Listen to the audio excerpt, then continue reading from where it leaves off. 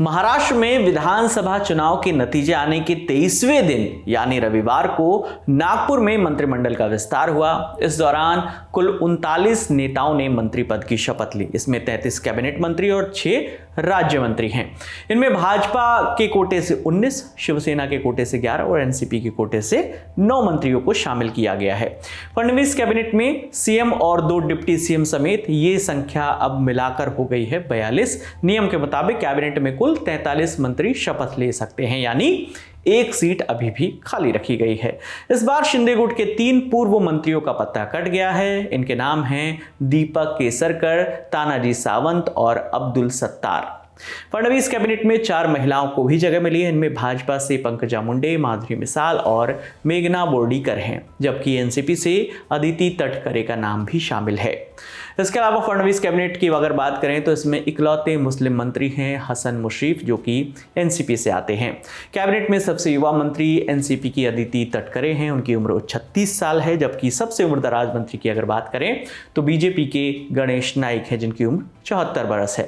Cabinet में 30 से 40 साल के 2 मंत्री हैं, 40 से 50 साल के 12, 50 से 60 साल के 12 और 60 साल से अधिक उम्र के 13 मंत्रियों को शामिल किया गया है। इस मंत्रिमंडल विस्तार के बाद मुख्यमंत्री और उप मुख्यमंत्री ने प्रेस कॉन्फ्रेंस की। इस दौरान सीएम देवेंद्र फडणवीस ने कहा कि मंत्रियों का परफॉर्मेंस ऑडिट किया जाएगा। वहीं डिप्टी सीएम अजित पवार ने बताया कि मंत्रियों को 2 से 3 दिनों के अंदर पोर्टफोलियो दे दिए जाएंगे। जबकि डिप्टी सीएम एकनाथ शिंदे ने कहा कि मैंने और देवेंद्र फडणवीस ने कहा था कि हम मिलकर 200 सीट लाएंगे। अजित पवार के आने से हमें बोनस मिला। मैं मुख्यमंत्री देवेंद्र फडणवीस के पीछे मजबूती से खड़ा रहूंगा। आपको बताते चलें कि 23 नवंबर को महाराष्ट्र विधानसभा चुनाव के नतीजे आए थे और सीटों की संख्या का हिसाब किताब कुछ ऐसा बैठा कि सीएम पद पर अटकलें लगनी शुरू हो गई थी। बीजेपी ने राज्य की कुल 288 विधानसभा सीटों में से 132 पर अकेले जीत हासिल की थी। वहीं शिंदे की पार्टी यानी शिवसेना को 57 सीटें मिली और अजित पवार की एनसीपी को 41 सीटों पर जीत मिली।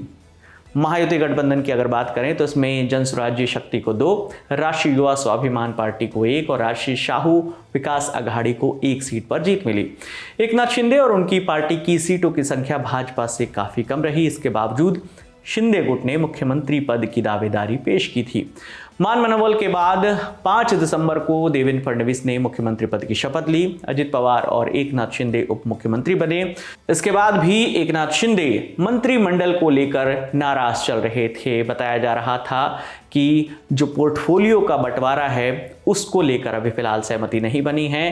पोर्टफोलियो का बंटवारा की खबर जल्द ही सामने आएगी। इस पर हमारी लगातार नजर बनी हुई है। इस पूरी खबर पर आपकी जो भी राय है आप हमें कमेंट सेक्शन में जरूर बताइएगा। मेरा नाम विकास वर्मा है। देखते रहिए दी लंदन टॉप। शुक्रिया।